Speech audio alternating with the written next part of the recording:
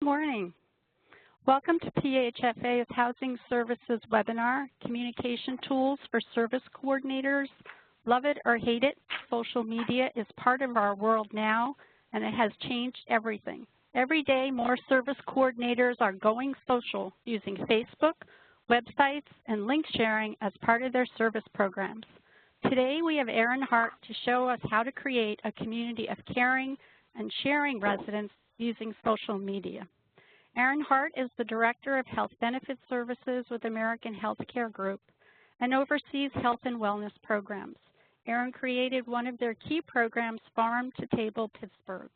The program unites the food producers of Western Pennsylvania with local consumers to bridge the gap that exists between eating healthy food and supporting the local economy. She is a frequent speaker in the Pittsburgh healthcare arena, and Erin earned a Bachelor of Arts degree from Allegheny College in Meadville, Pennsylvania, and has been working with American Healthcare Group since 1994. I'm sorry, 1994. In the chat box located at the far right of your screen, please feel free to provide questions. At the end, we'll answer as many questions as time allows. Erin will be making today's PowerPoint available after the presentation. Erin, it's all yours. Okay, thanks a lot. Hi, everyone. My name is Erin Hart, and we're going to go through a quick PowerPoint presentation where we talk about communication tools in general, and then we'll actually switch over to a live web browser. I use Firefox, but you can use Chrome or Internet Explorer, and we'll actually go through the process of setting up a Facebook page. So if you want to go along with me, or you can, do it after we're done and just, look to see how I'm doing it.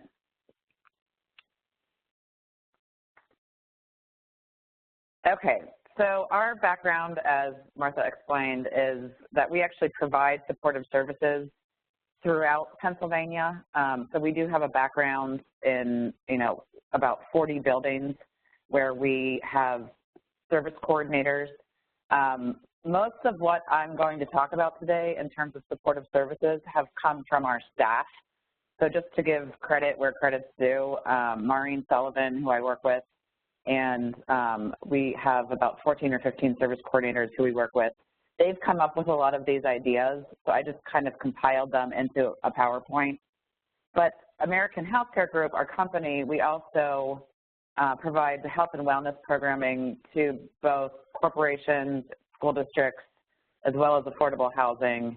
And we put together events with the Where to Turn Resource Fair and the Farm to Table Pittsburgh Local Food Conference and tasting events. So we have a lot of experience in marketing because we have to tell a lot of people about what we're doing.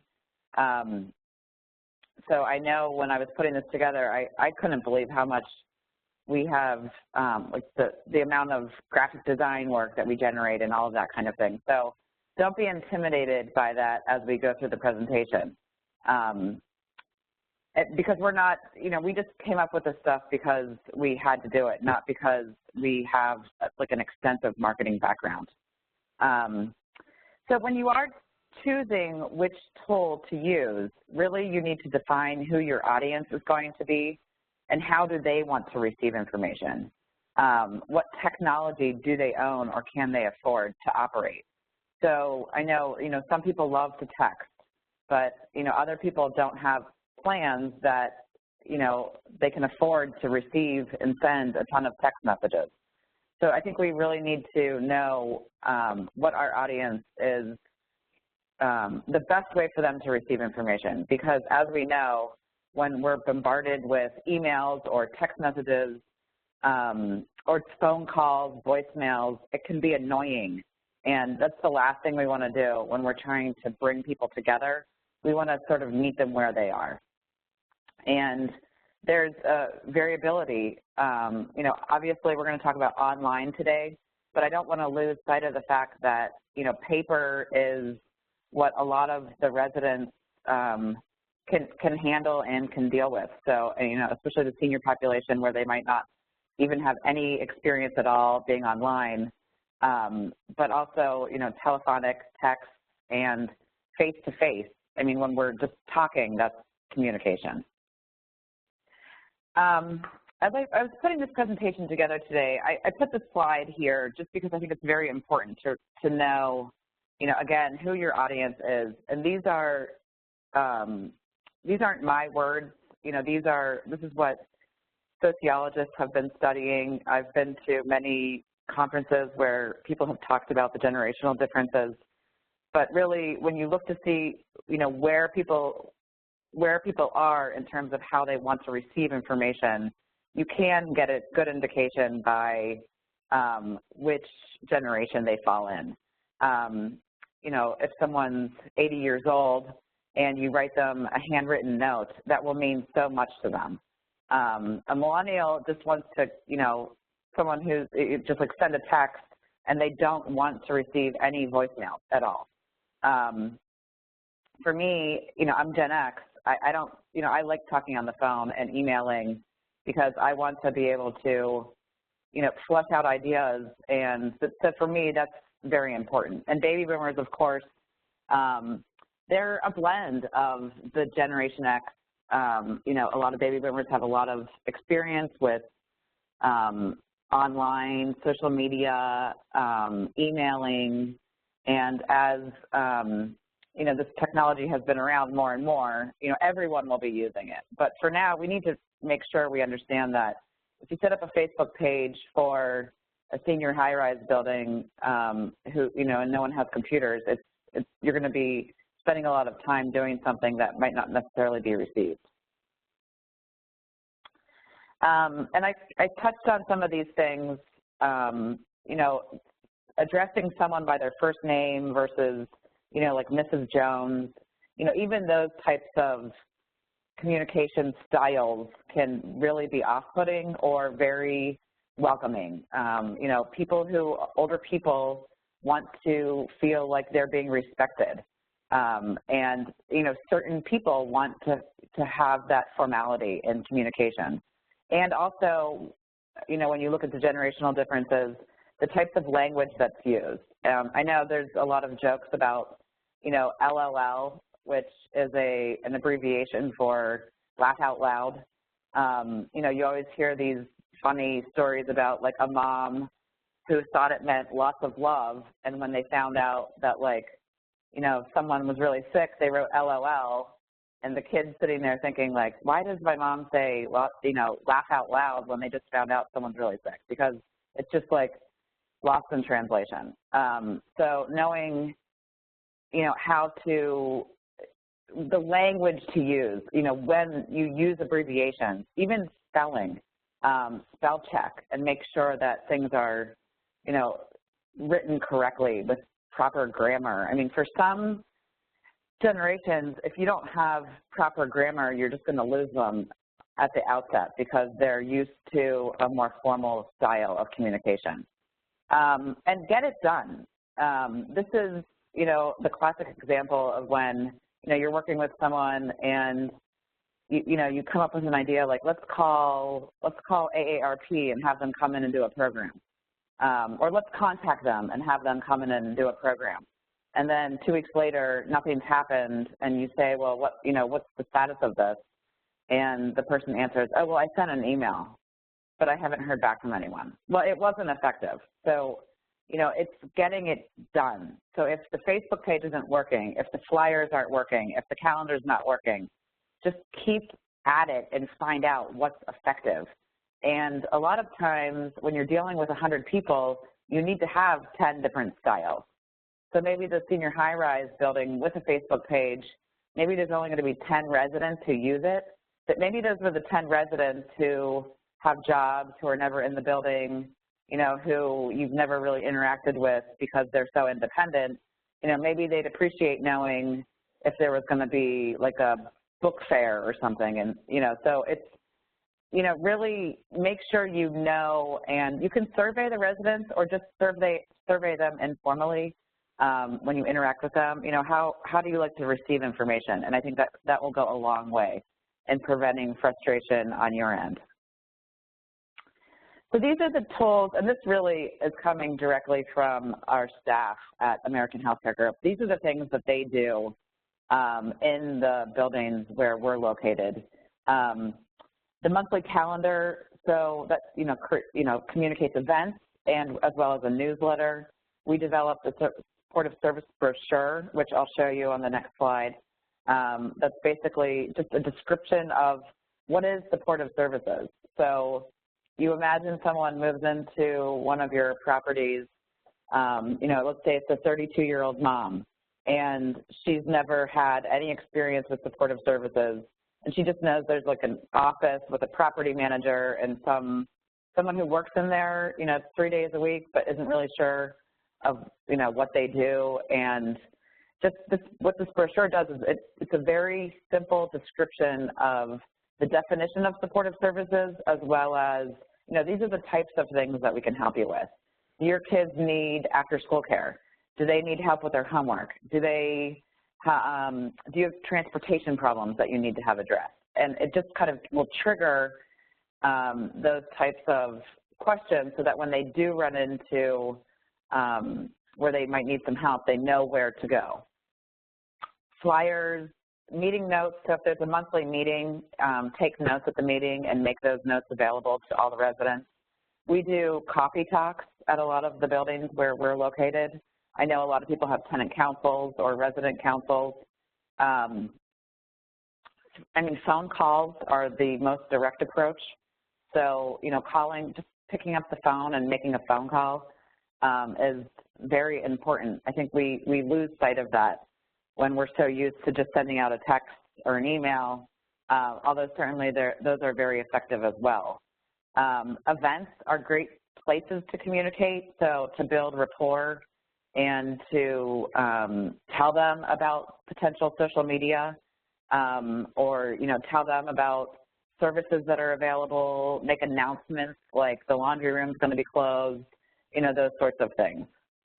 And then on the next slide, this shows, some things that we've done. The main section here where it says, that brochure is what we've actually printed and given out to all the residents in the building with the supportive services hours, the service coordinator's name and phone number.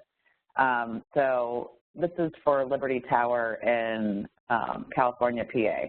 So right on the front, it says what is supportive services, and then, some bullets on the back about what we can help with, and then the detailed information in the middle about,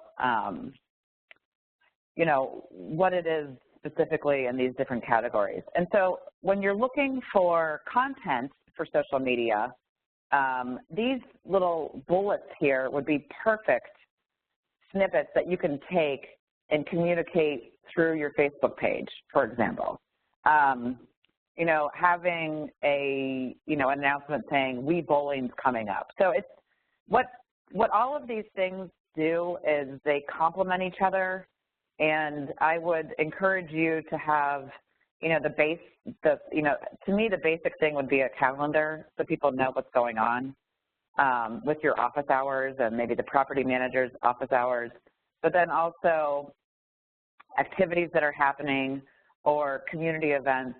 You can put little tips on the calendar or in the newsletter. The newsletters we usually print on the back of the calendar, so it's a one piece of paper or two pieces of paper stapled together so that people can see information all in one place. So these are the types of social media that are out there. There's more. These are the ones that I've used, and mainly I've used Facebook as a personal tool. I have 60 first cousins, so we communicate a lot online, through Facebook. We do, but I also have pages set up for our various events, and I'll show you the Where to Turn Facebook page when we flip over to the browser. But what happened a year ago, one of our service coordinators, Sonia Payne, who works at a family site, set up a Facebook page. And she set it up as a username. So it was, the name of the property was the user, and then she added the residents as friends. And the way we're going to set it up and the way we've set up some subsequent pages is that the page is a sort of like a business page or a community page rather than a user. And I'm going to show you what the difference is. And basically, when you're friends with another user on Facebook, you can see all of their pictures and their posts. You can set up designations or circles, so you can say, like, this group, my cousins only get to see these pictures. My friends get to see these pictures. My business associates get to see these pictures and posts. But I've never gotten that deep into Facebook. To me, I just bypass that whole issue because I don't want to see the residents' personal things. You know, a way to bypass that is just to go straight to the community page. Twitter is, you know, I think a lot of management companies have Twitter accounts because I follow them. I don't know how effective that would be for a property, but it could be, you know, for younger buildings. If you're communicating, I know a lot of people are on Twitter or Instagram, Snapchat, Pinterest, LinkedIn. LinkedIn is usually more professional, so I don't know if, you know, seniors would have LinkedIn profiles.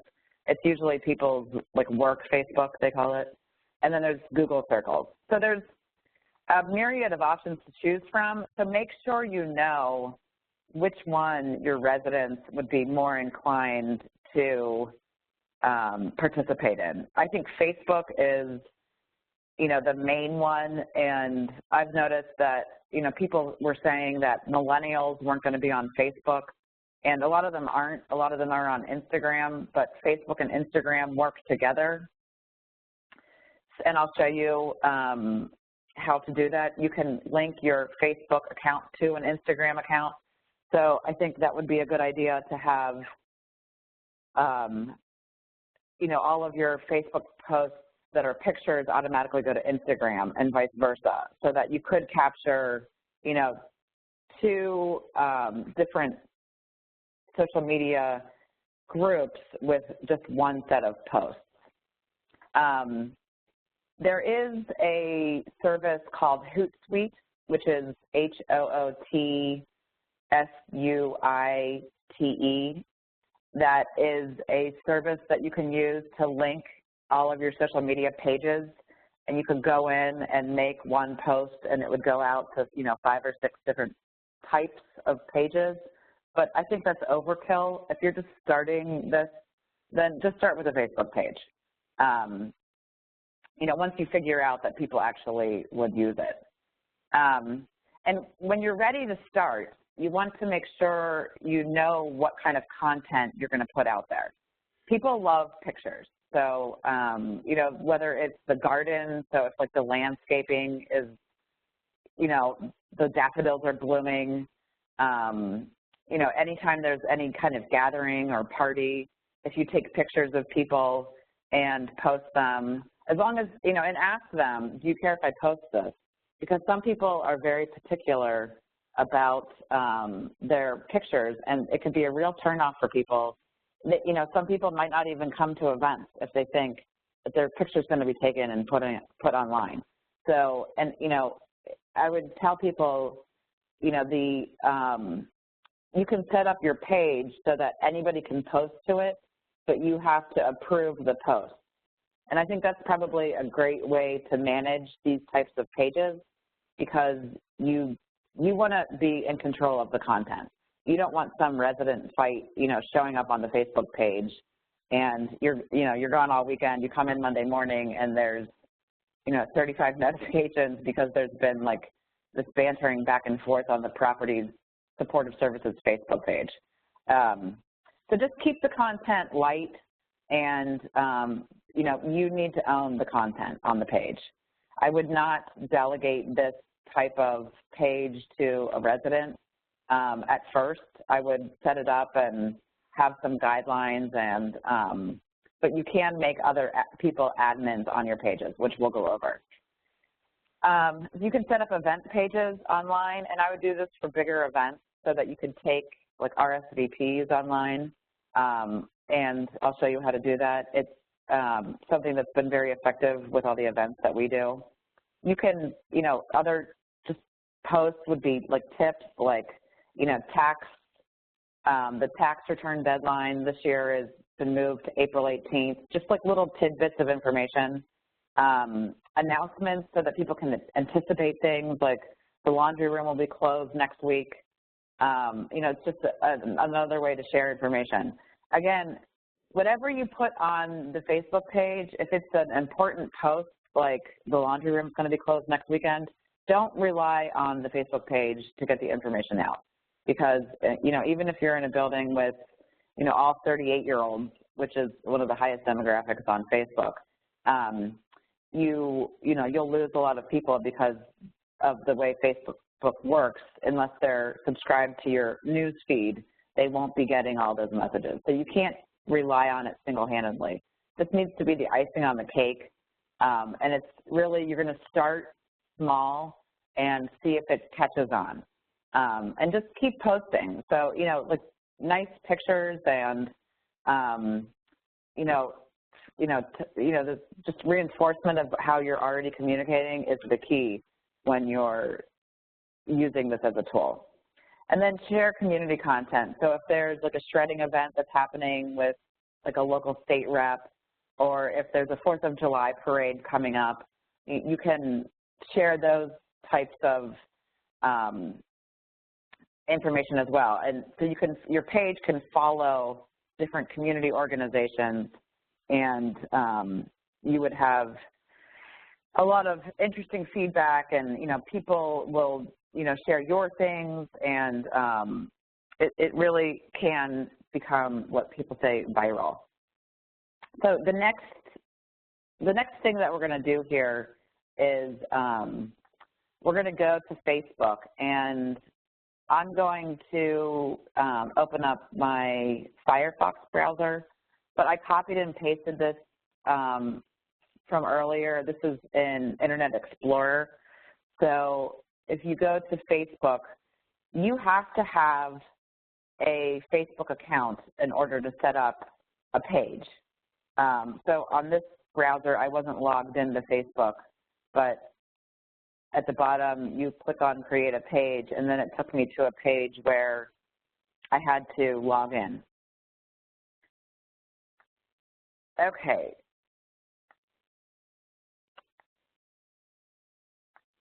So here is my Facebook account. I have the Where to Turn Resource Fair page open, and you can see we post things on our page. We have an event coming up on May 24th, and you can pin a post to the top of the page. So why don't we go in and we'll set up a new page. I'll go through those steps, and then I'll come back and show you some of the features that I've been using on the Where to Turn page.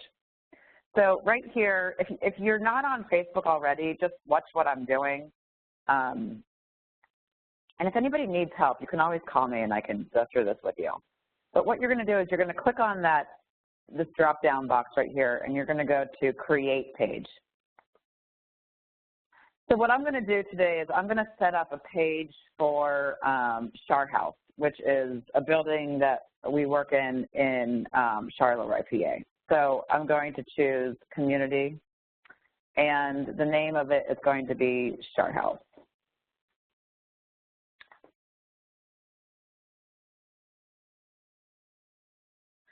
So what I did, I put all of the pictures that I had from Shar House in a folder, which I'll show you, but I think it's important before you sit down and start doing this is that you have an idea of what kind of content that you want to communicate. So if you don't have anything to say and there's no pictures, and there's no links that you've been wanting to push out there, then maybe now isn't the best time to do it. Maybe you should think about it and sort of build up this, sort of like a cadre of content so that you can schedule things to go out. So I'm just going to say this page will provide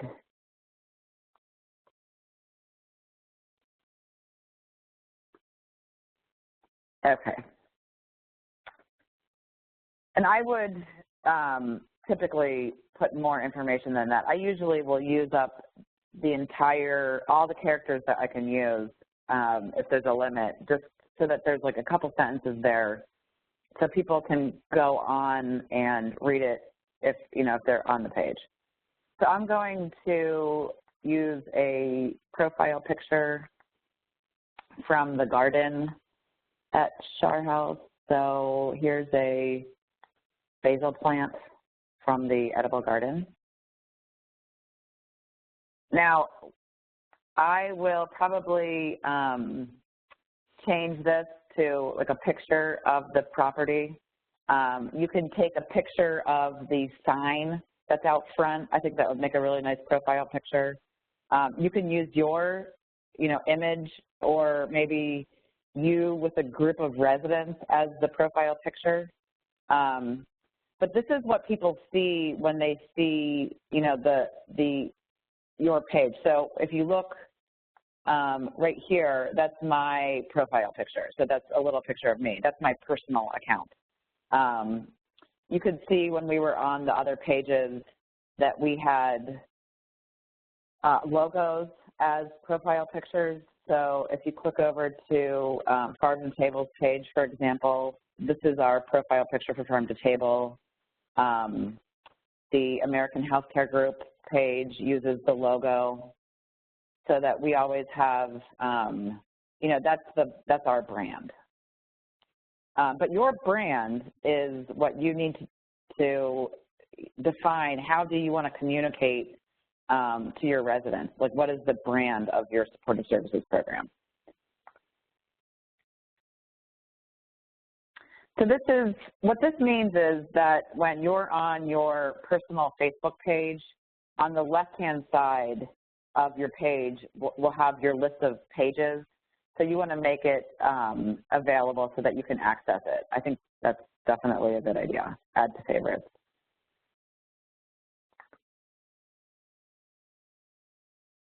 And then, so this is the preferred audience.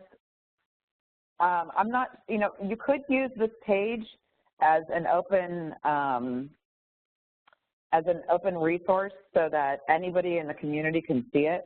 So sometimes management companies and supportive services programs are used as a way to market the building to potential residents. We've often participated in community events alongside our management company partners, telling the prospective residents about our program and what types of services we can offer, the types of activities that are set up in the building, and that sort of thing. So this could be a marketing piece as well as a communication piece, internally and externally. So I would define who do you want the audience to be, and I'm just going to skip that. And so our page is set up. That's it, and we can start posting on the right here. This is where you put in posts. If I want to add a cover photo, which you should definitely add, I'll upload another picture that I had from Charleroi. This is from the party that they had last year at the end of the year with their edible garden. They had the Penn State Extension group come and talk about the types of soil that they can use and when they should plant things. So these were all grown there. So I'll hit save. So you can see this page is, very light. So I'm going to like my page. As you can see, Facebook walks you through these things. So then I could invite my friends if I wanted to, but I'll just hit close. So, personally, I wouldn't recommend becoming friends with residents on any of these social media platforms. I don't think it's professional. If you've already done it and you find that it's effective, and maybe you use your Facebook page as a professional tool. As I explained in the beginning, I use mine for a lot of family pictures and things like that. So it's just, you know, what do you use it for? But just know that if you become friends with them, they'll be able to follow everything that you do unless you set up one of those circles that I talked about. So you can, you know, put something here like the nurse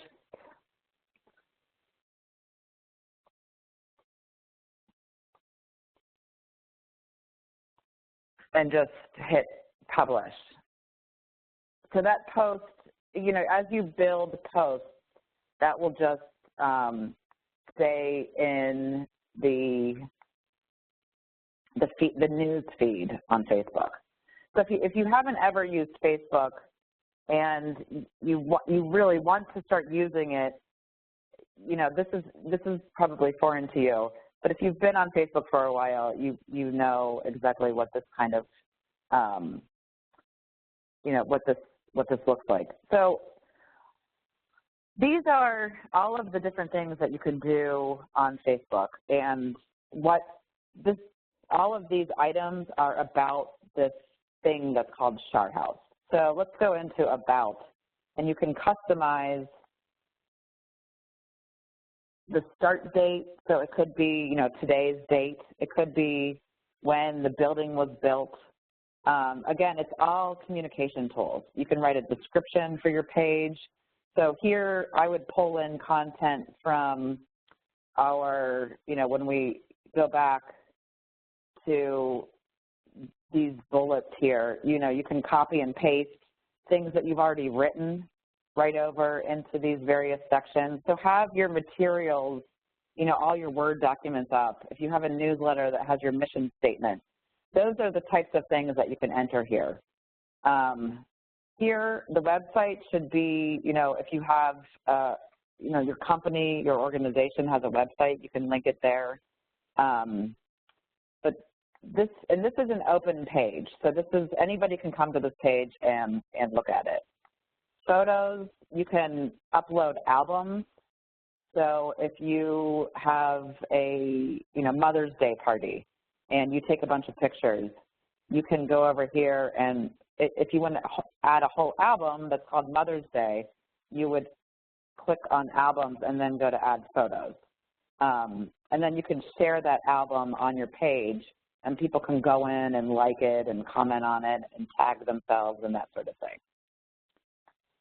I'm going to switch back over to our Facebook page for where to turn so that I can show you the events that I've already set up so that you can see what this looks like once it has some content already developed.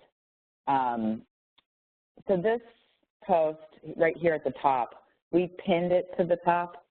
So when you're looking, and we're actually boosting this post. So if you look at this, let's say we want to put this at the top of our page. So this is an event that we have coming up. So we can just go in here and say pin to top. And this would automatically always be at the top of the page. And I think that's a great way. If there's something that you basically want everyone to see as they're coming to the Facebook page, then that's the kind of content that you want to highlight.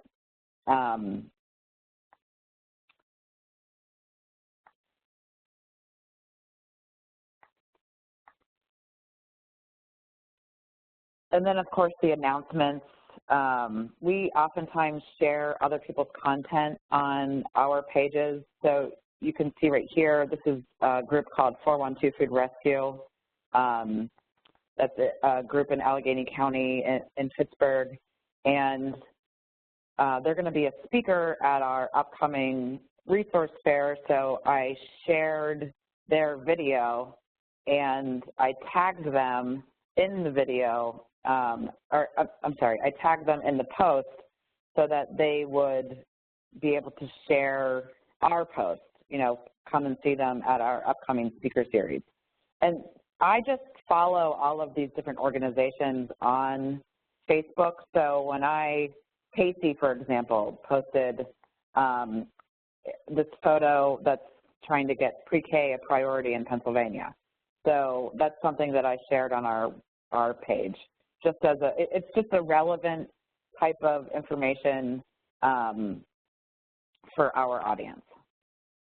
So when you're coming up with content, if you're ready to do this now, then, and I'm assuming most of you guys are because you're on the call today and you're interested in this topic, then you can always go on our, farm to table page or where to turn and see the kinds of posts that we put up there as a way to just, that's the nice thing about social media. It's all open. So you can see what other people have done and sort of just imitate that so that you're not reinventing the wheel.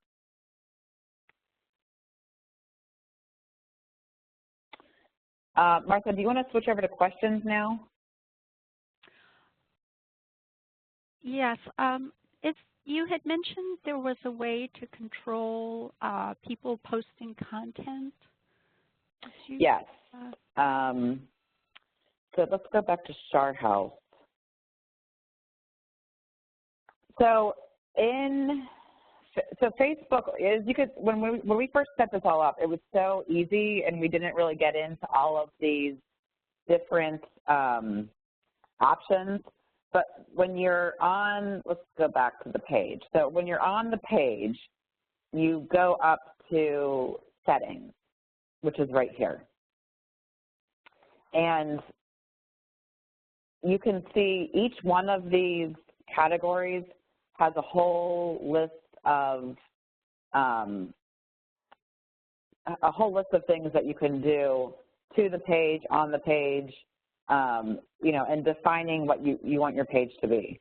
So in here, you can block words, you can restrict the age. So if someone on Facebook is younger than 18, they can't see your page. So here, visitor post. Anyone can publish to the page. Anyone can add photos or videos to the page. So you would just go in here and click on edit. If you're going to set up a page for your site, I would go into every single one of these and look to see all the settings that are in here.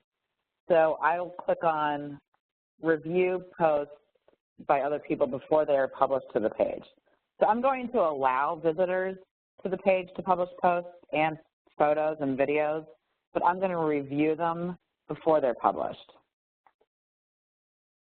So if anybody's on Facebook right now, you can go to this page, and that would be Martha, that would be kind of an interesting way to do the question.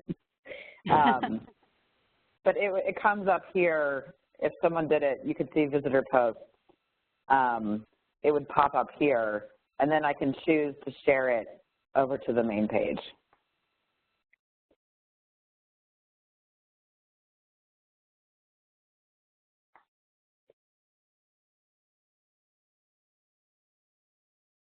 Okay. Someone was asking if you can show how to take a Facebook page down. I don't know if that's very complicated or.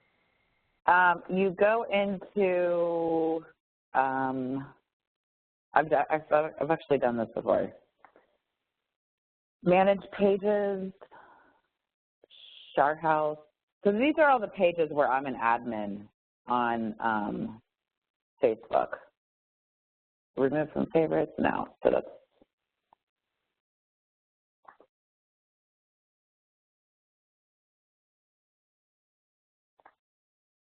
remove page right here at the bottom. So you would go to settings. So on your page, you go to settings and general, and then scroll down to the bottom and delete the page right here. I will say that, it's Facebook, this is not private. So, when you look at the types of things that these technology companies are doing, they're making money by mining data. And like Google and Facebook, there's major privacy concerns. My philosophy is I use it because I like to communicate with all these different people that way. but my husband's a software engineer, and nothing is on, he's not even on any social media whatsoever. He uses a search engine called DuckDuckGo that does not track your searches. Google tracks all of your searches. You know, Facebook, even though you remove a page, that doesn't mean they're deleting it from their server. So once you put it on Facebook, it's basically Facebook is always going to have it. Do you have the residents sign any sort of disclosure statement regarding using of Facebook for the property, or? No, we don't. We do have the residents sign a consent form for meeting with, you know, like a confidentiality, just informing them that we're keeping their data confidential and locked up. So I would never share anything about any resident on the page unless you clear it with them first. And there's media waivers that you can have people sign so that they, you know, are signing off saying, like, you can use my images on the Facebook page. I don't think that would be a bad idea. And I would do it, you know, as people move in, you know, when you go through, a lot of companies already do this because they use pictures of the residents in marketing. So I would find out, you know, what your organization wants to handle it. I don't think this is a repetitive question.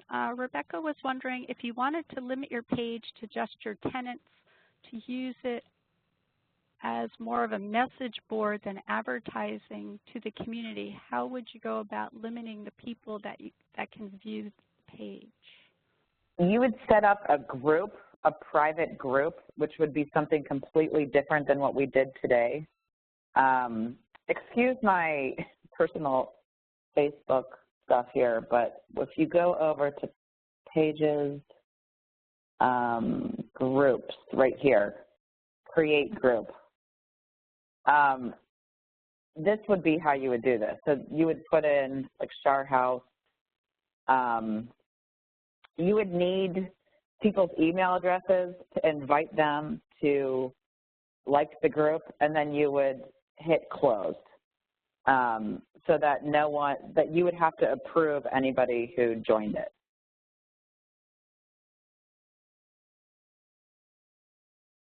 And you had mentioned about connecting this with a Twitter account, as I recall. Is that very complicated? With Instagram? Yeah, Instagram, I'm sorry. So when you look at, if you go into settings and you go into,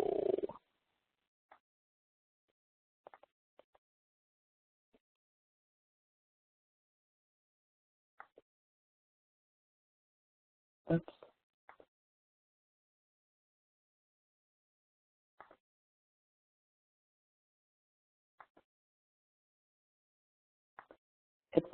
So they've moved. You can type to Twitter. You can, you know what? I'll put that in the PowerPoint, Martha. And that's fine. Okay. Yep. I don't have any other questions posted here. We had talked about making this PowerPoint available. You are going to, how are we going to do that? Are you going to? I'll update it so it shows how to link your Facebook page with a Twitter and Instagram accounts, and then I'll email it to you. I can do that right now, Martha. So you should have it like in about 15 or 20 minutes. I have another question here. If you create a closed group, wouldn't group members see your personal info? No. Only friends see your, well, so on Facebook, you choose who sees your post. So if you, I'll just show you. I mean, this is my personal Facebook page. Those are all my sisters. So if I'm going to post on Facebook, you know, I'm doing a PHFA training. Then here I could post who sees it. So if the public wants to see it, or if I want the public to see it, friends or only me. So that's where you decide who sees your friends, you know, your personal post. And then if you had friend groups, you could, you know, limit it to different friends groups. I'm just looking for a post. I don't think I have any posts on here that were public posts. Vicki was asking, do you have to pay to boost a page? Yes.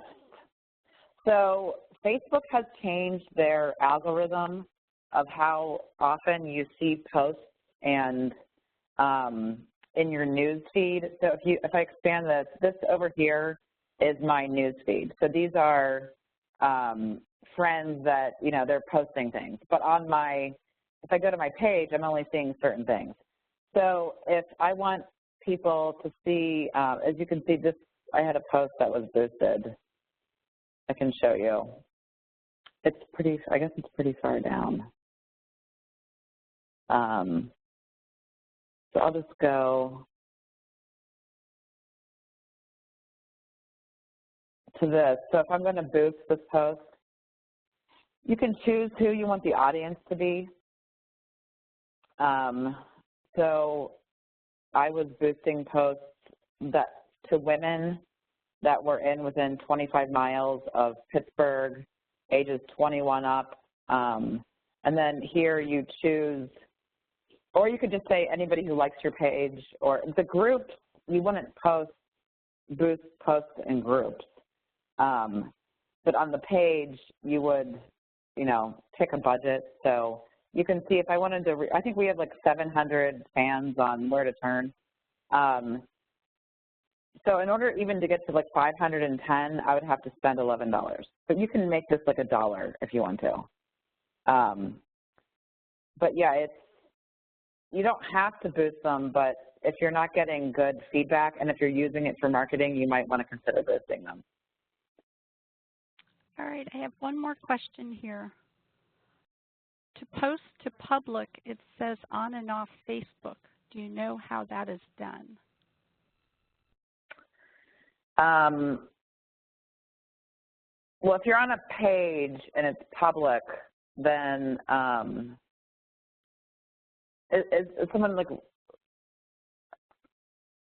on and off, so that people off Facebook could see it? Is that the question?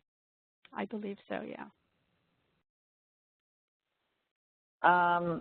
Well, let's go into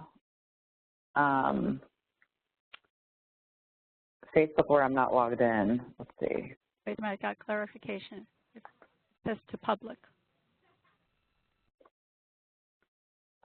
So let's see if I can see Shar House.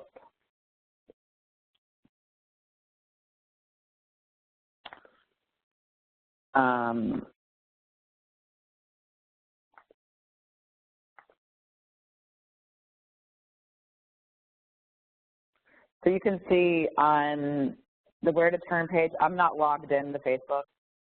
So this is all the public posts you can see even if you're not a Facebook user.